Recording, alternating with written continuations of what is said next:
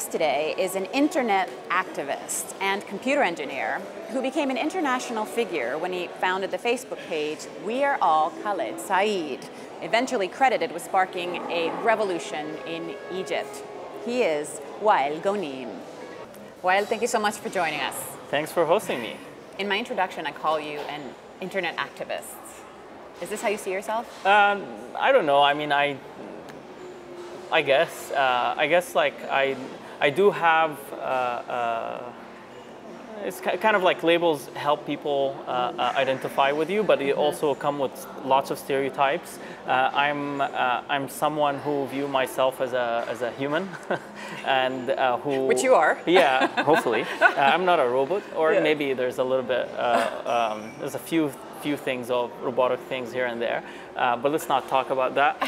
What I think of, everybody is an activist in a way. In fact, actually, a lot of the people who don't call themselves activists are activists, and a lot of them are even more efficient than a lot of the people that just label themselves. Yeah, exactly, activists. the self-proclaimed activists. So I'm just a human who happens to care about the state of the world, who happen to happily play part of. Want to play a role in this world, a positive role, hopefully. You're a bit of an accidental activist, or? Yeah, I mean, I guess like I'm not sure. When you first got started. Yeah, when I first started, I was driven by, my hope for a better Egypt. I was highly influenced by, the internet and seeing the amount of access it empowered me with, and access to people, access to knowledge, and I, just like many people in my generation, felt that Egyptians deserved a better outcome than the outcome we're in, where we were living and we're still living in an era where our systems of governance are completely outdated and they're not delivering to the hopes of people. And we look at the world around us and we're trying to compare and see that we deserve a better outcome than the outcome we're having, and that's what got me into activism. And you were able to harness the power of the online social medias, but eventually paid a price. Yeah, I guess like this is something that I've always realized, which is that there's a price to, if you try and disrupt power, you have to be willing to pay the consequences, because people who have the power don't like that. And I guess I'm happy with the role I played. If that role came back, I would also still engage. I was going to say, no regrets. Yeah, of course. I mean, it's I've always done things based on, to the best of my knowledge, and in accordance to my belief system, and that's why I don't think there's any regrets. I would have done things differently, knowing what I know now. Wouldn't we all? Yeah, exactly. But how would I know what I know now if I wouldn't have done mistakes in the past? Yeah, exactly. Yeah. And just for those people that are tuning in now and aren't familiar with your story, the headline is that in 2011, you co-founded a Facebook page. Yeah, Facebook page. I helped co-organize the protests that resulted in a downfall of Hosni Mubarak after 30 years of being in power. In Egypt. In Egypt. And the price you paid is that you were incarcerated. Yeah, I was jailed and tortured for 11 days. I guess like that's just as I said. But it didn't discourage you. No, in fact, in like retrospect. I mean, in retrospect, it didn't. But during the time, clearly, of course, I've had my thoughts of not regret, but just like questioning the efficiency of what I did. I have kids, as you saw, my 15-year-old daughter, and I have a 10-year-old. So at the time of jail, I was just like asking myself, like I could be dead in a few days. I just don't know. I had no idea. I was blindfolded and handcuffed for 11 days. I was eventually released, and Hosni Mubarak eventually was forced to step down, and that didn't really, as I said, like that didn't really discourage me. I didn't go out of prison and say, okay, that's it, I'm not going to do anything. I actually engaged more until I had to leave the country in 2013 after the military took over, fearing for my personal safety and because I didn't really feel that there's much that I could do at the time. Having said that, I do still believe in Egypt. I do still believe that change is possible, and that and in the power of information. Yeah, and that the future is going to bring to us, the future is going to be better than what we think it would be. And I feel like this is something interesting about humanity throughout history. Like, we just like to over-dramatize the conditions and the states we're living in.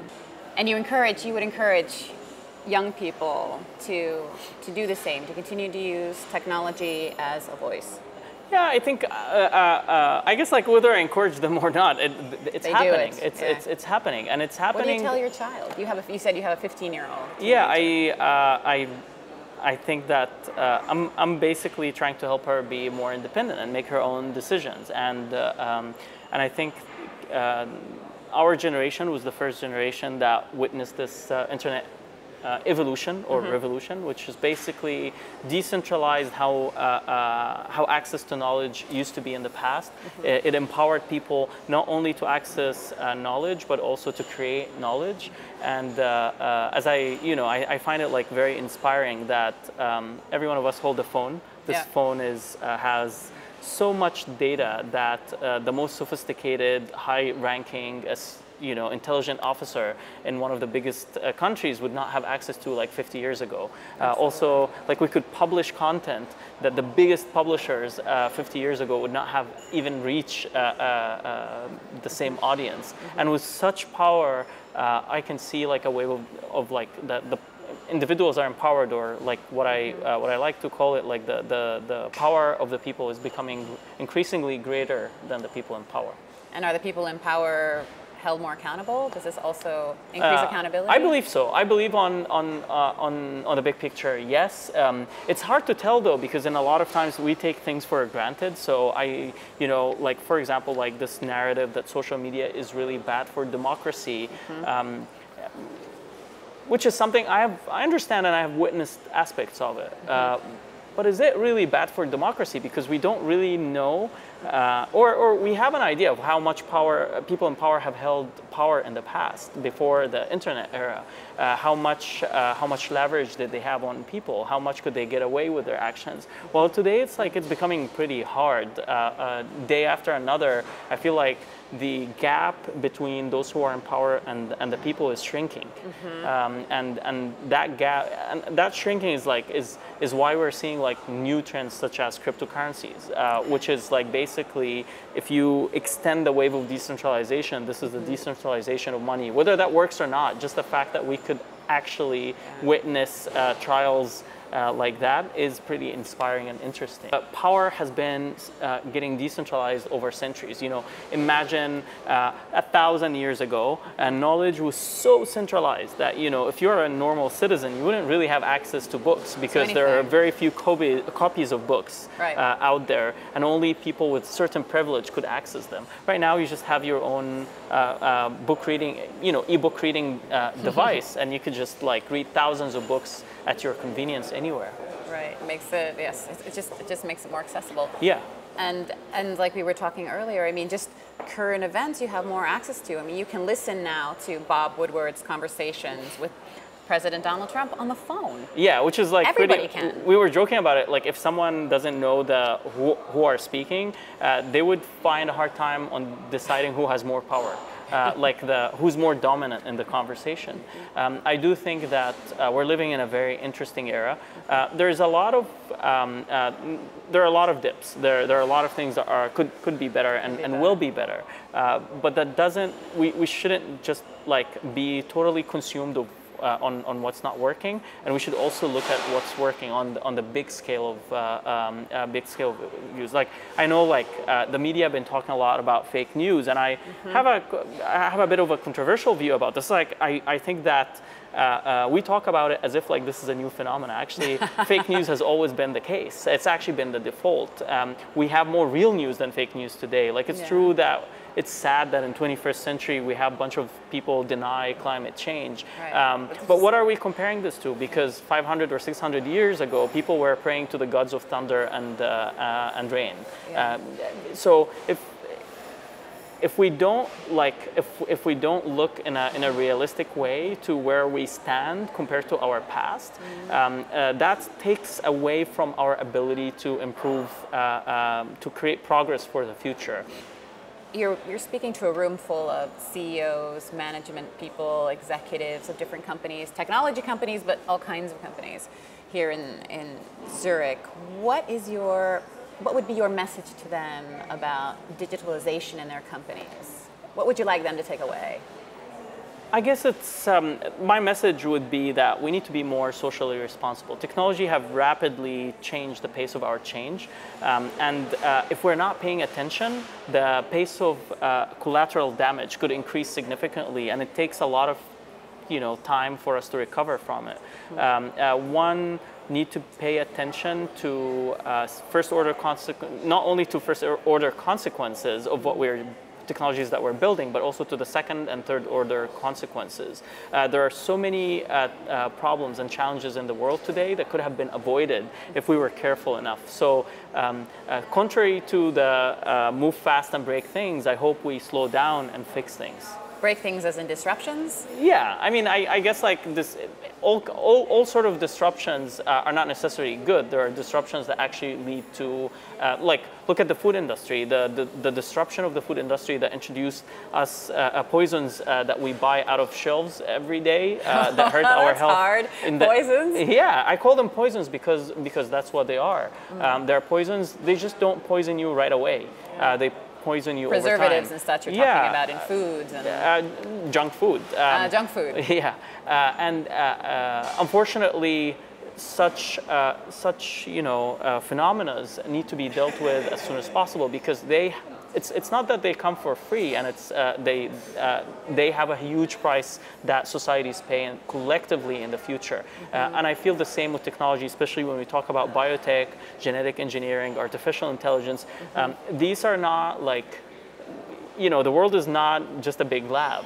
We have to be a bit more responsible as we approach these technologies. And this is why despite being a technologist, I'm a firm believer in the importance of regulation, both by governments and civil society. Because with great power comes great responsibility. And responsibility needs to have checks and balances, proper checks and balances installed to ensure that what we are building, to the best of our knowledge, is actually helping our society's progress and advance. You've also been very open about going through a depression and recovering from this and finding your feet again. So part of your talks are even motivational. Thank you. Is this something that you, something you're aware of, something you're doing on purpose? Or? Yeah, I'm definitely doing it on purpose. I think that there's something valuable about being vulnerable and showing your true self. Without being emotional. Just because you addressed this. Without manipulating people's emotions. Okay. I guess like I am emotional in a sense that I'm openly and honestly sharing my own vulnerabilities and putting them out there. I've talked about my depression in the past. I've talked about a lot of my weaknesses, and I find that it's very interesting because people try and protect themselves by hiding their own weaknesses and vulnerabilities. But the reality is, to me at least, I don't know about others, the more I put that stuff out and about, the more I feel like I'm empowered to deal with it in a better way. It's like the more you hide your insecurities, the more likely they're going to end up beating you and controlling you. So I just took a decision a few months ago to free myself from just this. A few months ago, that was recent. Yeah, it was recent. It was I had my depression like a year ago, and a few months ago I just decided, well, okay, as I went through all this, I really understand myself in a better way now, and I might as well just be honest. And I guess like our odds of survival right now are not as like in the past. Like I could be honest and still survive, just like in front of you right now. Yeah. And in fact, I do believe that just like a lot of pessimists say, we're moving into a post-truth era. I actually think it's the opposite. We are moving into an era where we're going to see more truth than fiction. Yeah. And honesty. So that would be your message to viewers, not just your CEO sitting in your talk today. Yeah, I think that. The message to viewers would be. Yeah, I think honesty is going to be more rewarded in the future. Thank you so much, Wael, for your insights and for your time. Thanks for hosting me. You're welcome.